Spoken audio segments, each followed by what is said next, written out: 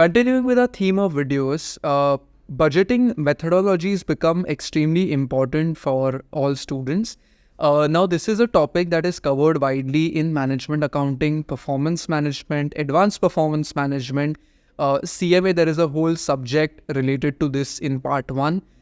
So regardless of which course you're studying, right, even CFA, you will learn about different budgeting methodologies. Budgeting is essentially how you plan for your operations, and there are different methodologies as to how you can do this. Now, different types of companies, depending on how their operations go and depending on their plans, will use one of these several methodologies that we're going to cover in a set of videos. The very first one that we want to talk about is incremental budgeting.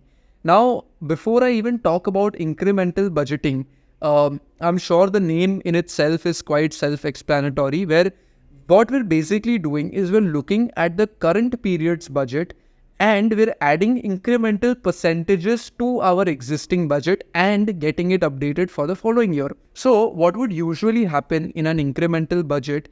So let's say my current year salary expense is 4 lakhs in my budget. I'm anticipating an incremental change of 10% to this number. Well, that means for my upcoming period, my incremental budget will show my salary expense of 4 lakhs and 40,000. You just add 10% to the existing number. Now, while we've understood what incremental budgeting means, what are the sorts of companies who usually go for incremental budgeting? Well, I can think of a few different types of companies that would go for this. The very first thing I can think of is educational institutes. Now, with respect to educational institutes, their costs sort of change on a year-to-year basis, right? Depending on whether or how they employ faculties, depending on what sort of services they are providing, you can almost certainly assume a percentage change with quite a bit of accuracy. So, education institutes for sure. Another thing that I can possibly, or another example that I can possibly think of is hospitality.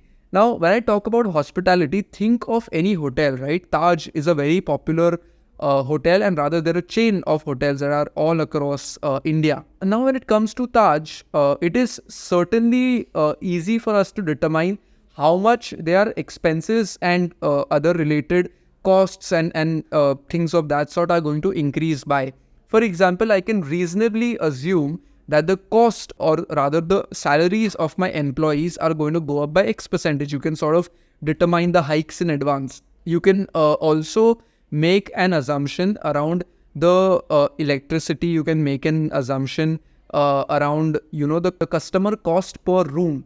So what I mean by this is, if you're going to take a room in Taj, the way they're going to calculate is how much is the maintenance, for example, how much is the electricity, how much is your other basic amenities, and they will calculate all this and come up with a cost per customer per day or per night, depending on however they do it. So here incremental budgeting becomes a very useful tool. There are some advantages and disadvantages of using incremental budgeting.